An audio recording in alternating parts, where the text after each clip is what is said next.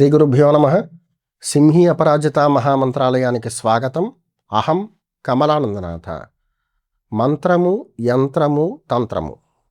దీంట్లో మంత్రం అంటే గురువును ఆశ్రయించి వారి ద్వారా మంత్రగ్రహణ చేసి సాధన చేసే విధానంగా మంత్రాలు ఉపయోగిస్తూ కామ్య సిద్ధిని నిర్వర్తింపచేసుకునే విధంగా మంత్రాలని ఉదహరించారు. యంత్రము, మనం శాస్త్రంలోకి ప్రవేశించి మంత్ర ప్రేరణ చేయాలనుకున్నా, మంత్ర ప్రేరణ చేయడం వల్ల ఎటువంటి శక్తి లభిస్తుందో అటువంటి శక్తి మనం కష్టపడని అవసరం లేకుండా ఎవరైనా చైతన్యాన్ని మనకు అందించిన అది మనం వినియోగించుకోవడానికి ఆమోదయోగ్యమైనటువంటి స్వరూపం కింద యంత్రాన్ని అభివర్ణిస్తారు. యంత్రము అంటే కెపాసిటీని దానిలో నిక్షిప్తం చేసుకునేటువంటి ఒక యూనిట్. అయితే చాలామంది యంత్రలేఖనం కొన్ని పుస్తకాలు ఉపయోగించి రాగిరేకు మీద ఆయా యంత్రాలు గీసి వాటికి పూజలు చేయడం లాంటివి చేస్తూ ఉంటారు. వాస్తవంగా యంత్రం అనేది తయారీ అయిన తర్వాత, సంస్కారం అయిన తర్వాత మాత్రమే శక్తి క్రియలకు నోచుకుంటుంది. దాంట్లోకి మనం ఎనర్జీని స్టోర్ చేయాలన్నా మొట్టమొదట సంస్కారం అవ్వాలి. యంత్ర సంస్కారం గురించి గతంలో చెప్పాం. అయితే కొత్త వారికి బహుశా తెలియకపోవచ్చు, అందుచేతనే ఇంకొకసారి చిన్నగా విపులంగా చెప్పేస్తాను. యంత్రము తయారీ ఇది ప్రధానమైనటువంటి అంశం. భూతలిపి సిద్ధి కలిగిన వారు మాత్రమే యంత్రలేఖనం చేస్తారు.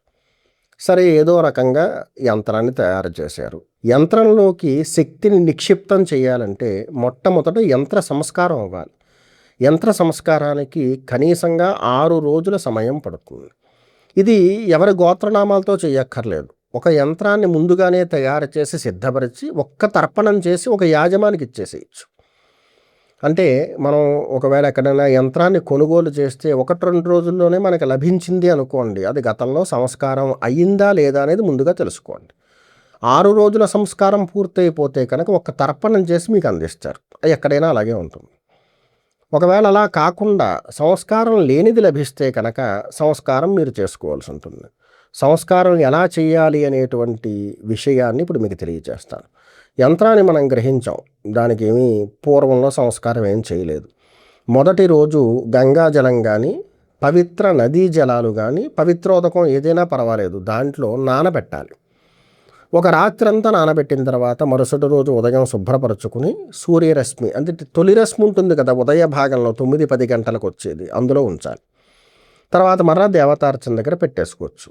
రెండో రోజు రాత్రి దేశీ ఆవు పాలు ఇవి మనం ఏర్పాటు చేసుకోవాలి.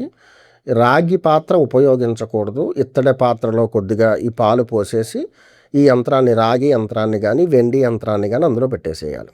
ఉదయానికి ఎలాగో పాలు విరిగిపోతాయి, రాగి తగులుతుంది కాబట్టి, రాత్రంతా ఉంటాయి కదా, అందుచేత ఉదయానికి విరిగిపోతాయి.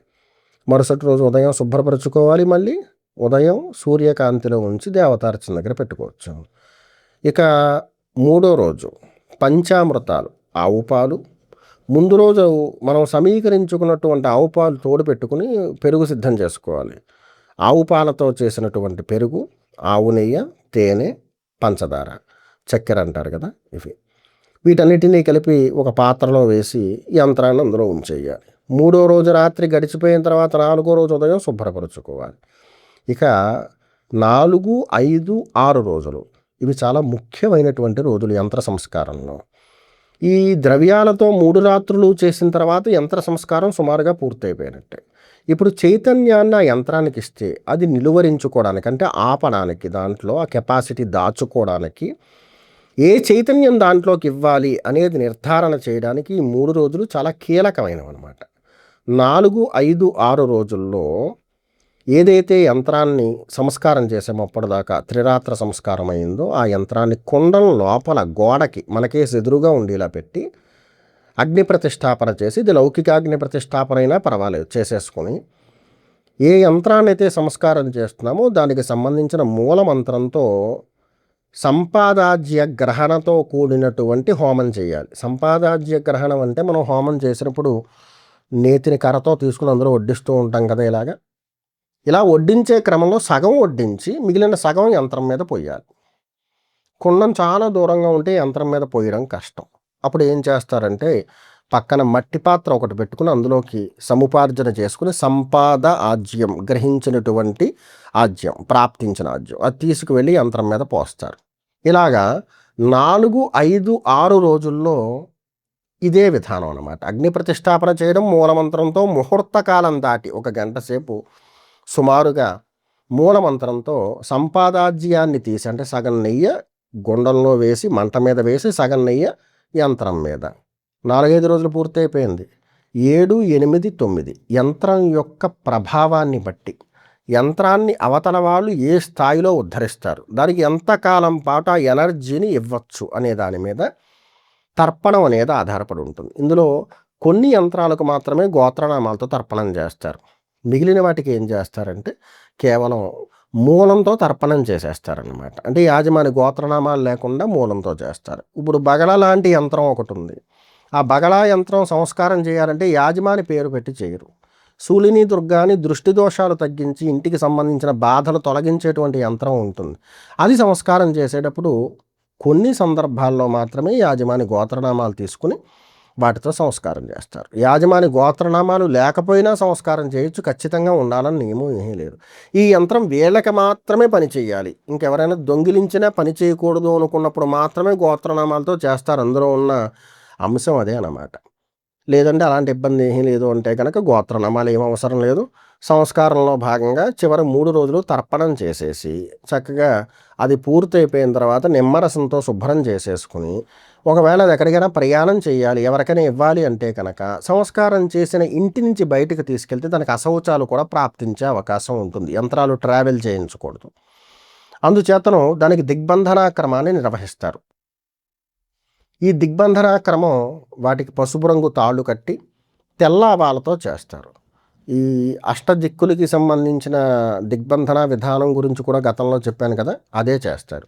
దీనివల్ల అది ట్రావెల్ అయినా చేతులు మారినా దానికి అశౌచం అనేది రాదు. ఎప్పుడైతే అది గ్రహించేవాళ్ళు గ్రహించుకున్న తర్వాత దానికి ఉన్న తాడు కట్ చేసి దాన్ని శుభ్రపరచుకొని దానికి పొగ వేస్తారో అది లగాయితూ మరల దాని యొక్క ప్రభావాన్ని చూపించగలుగుతుంది. యంత్రాల్లో 2 రకాలు ఉంటాయి. ఒకటి పాజిటివ్ని వృద్ధిపరిచేది లేదా విడుదల చేసేది, రెండోది నెగిటివ్ని గ్రహించుకునేది.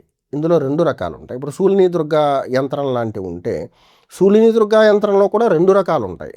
ఒకటి ఆరాధన చేసేటువంటి శూలిని దుర్గా యంత్రం, అది గృహంలో దేవతార్చనలో పెట్టుకుని మనం ఆరాధన చేస్తాం. రెండోది వచ్చేసి ఇంటి బయట ఈ దృష్టి దోషాలు, నరఘోష, పరబాధలు, స్ఫోటక బాధలు తగ్గించుకోవడానికి, ఇంటిని ప్రొటెక్ట్ చేసుకోవడానికి ఇంటి బయట గుమ్మం మీద కడతారు. ఇందులో శూలిని దుర్గా అనే దాంట్లో 2 విధానాలు ఉన్నాయి. అలాగే ప్రతి యంత్రానికి కూడా 2 రకాల లక్షణాలు ఉంటాయి. ఒకటి నెగిటివ్ని గ్రహించేది, ఒకటి పాజిటివ్ని విడుదల చేసేది. బగళ యంత్రం తీసుకుంటే అది చైతన్యాన్ని, అంటే శత్రుబాధలు తొలగించడంలో విడుదలే చేస్తుంది, అది గ్రహించడానికి పనికిరాదనమాట. ఇలా మనం సంస్కారం చేసినటువంటి యంత్రాలు ఏవైతే ఉన్నాయో వాటిని దేవతార్చన దగ్గర మనం స్థాపన చేసిన తర్వాత చెప్పాను కదా, ఈ తాళ్ళు అవి కట్ చేసి శుభ్రపరుచుకుని గంధం రాసి అలంకారం చేసి పెట్టుకున్నాక నిత్యార్చన చేస్తూ ఉంటే యంత్రం స్థాపన చేసిన తర్వాత 18 రోజుల తర్వాత నుంచి పని చేయడం మొదలు పెడుతుంది. ఏ యంత్రమైనా గ్రహణ సమయం పూర్తయిన తర్వాత కానీ లేదా సంవత్సర కాలం పూర్తయిన తర్వాత కానీ కనీస పూజాధికాలకు నోచుకోవాలి. మనం రోజు యంత్రాన్ని పూజ చేస్తూ ఉన్నాం, అప్పుడు దానికి సంవత్సరానికి ఒకసారి సంస్కారాలు చెయ్యక్కర్లేదు. ఏ యంత్రం అయితే వారానికి ఒక్కసారో 15 రోజులకు ఒక్కసారో మీకు యంత్రం ఇచ్చిన వాళ్ళు చెప్తారు దీనికి పొగ వేయండి లేకపోతే తేనె నైవేద్యం పెట్టండి అని.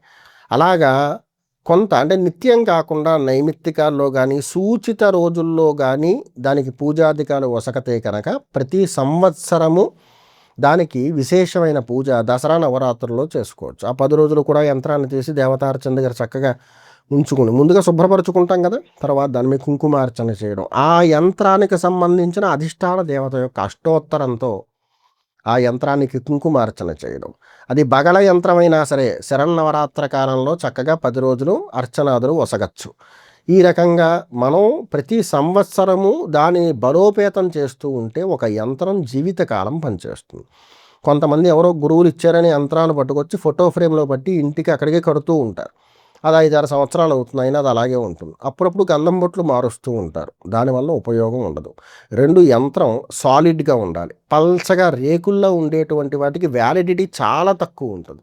మాసాలలో మాత్రమే ఉంటుంది. అందుకే ధారణా యంత్రాలు అని ఉంటాయి మెడలో కట్టుకునేవి. దాంట్లో 3 మాసాలు దాటి పనిచేసే యంత్రాలు చాలా తక్కువగా ఉంటాయి. చాలా ఎక్కువ సంస్కారం చేస్తే అది ఒక 3.5 సంవత్సరాల నుంచి 5 సంవత్సరాల వరకు పనిచేయడానికి అవకాశం ఉంటుంది.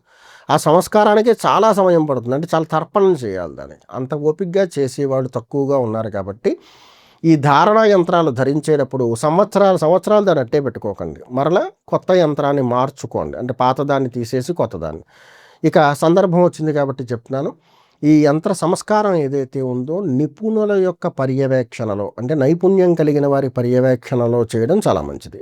సొంతంగా నాకు మంత్రాలు వచ్చండి, నేను చేసుకోగలను తర్పణాలు అంటే కనుక ఈ లౌకికాగ్ని ప్రతిష్టాపన కూడా చేసుకుంటానంటే నిస్సందేహంగా చేసుకుని కొనసాగచ్చు. ఈ యంత్రాన్ని ఎప్పుడైతే మనం సంస్కారాలు పూర్తి చేసుకుని గృహంలో ఆపాదిస్తామో అది లగాయతు 18 రోజుల నుంచి యంత్రం దాని యొక్క పనితనాన్ని మొదలుపెడుతుంది. యంత్ర సంస్కార విధి ఇది. ఏ యంత్రాన్నైనా ఇలాగే సంస్కారం చేయాల్సి ఉంటుంది. వీటన్నిటిలో ముఖ్యమైన ఘట్టం ఏంటంటే సంపాదాజ్యము. హోమం చేసేటప్పుడు సగం నెయ్యి వేసి మిగిలిన సగాన్ని ఆ యంత్రం మీద వేయడం అనేది సంపాదాజ్యము. ఈ సంపాదాజ్య గ్రహణ చేసేటప్పుడు 3 రోజులు కూడా యంత్రం కుండం లోపలే ఉండాలి. ఉదయ భాగమైనా చేయొచ్చు హోమం, సాయంత్ర భాగమైనా చేయొచ్చు. గురువులు చెప్తారు కదా ఈ మంత్రానికి సూర్యాస్తమనం తర్వాత ప్రభావం ఎక్కువ అని. కానీ సాయంత్రం తర్వాత సంపాదాజ్య గ్రహణ చేయడానికి చేసేటువంటి అగ్ని ప్రతిష్టాపన కోసం మధ్యాహ్నం భోజనం చెయ్యకూడదు. నేను చెప్పిన వివరం అంతా మీకు అర్థమైందని ఆశిస్తున్నాను. యంత్ర సంస్కారం మీరు కూడా చేసుకోవచ్చు. మనం ఎక్కడైనా యంత్రాన్ని కొనుగోలు చేస్తున్నామంటే యంత్రానికి సంస్కారం అయిందా లేదా తెలుసుకుని కొనుగోలు చేసేటువంటి ప్రయత్నం చేయండి. ఈ విభాగం నుంచి యంత్రాన్ని పొందినటువంటి వారు ఎవరైతే ఉన్నారో వారందరికీ అందజేసిన యంత్రాలు పూర్తి సంస్కారం పూర్తి చేసుకుని మీ దగ్గరకు వచ్చినవి. అలాగే విభాగం నుంచి ఎవరైనా యంత్రాలు తీసుకోవాలనుకుంటే కనుక గుర్తుపెట్టుకోండి, యంత్రాలు అనేవి ముందుగా తయారు చేసి వీటికి సంస్కారాలు చేసి వీటిని మన స్టోర్లో పెట్టరన్నమాట. ఎవరైనా యంత్రాన్ని కావాలి అనుకుంటే కనుక దానికి తగ్గట్టుగా దాన్ని తయారు చేయించే ప్రయత్నం చేస్తారు.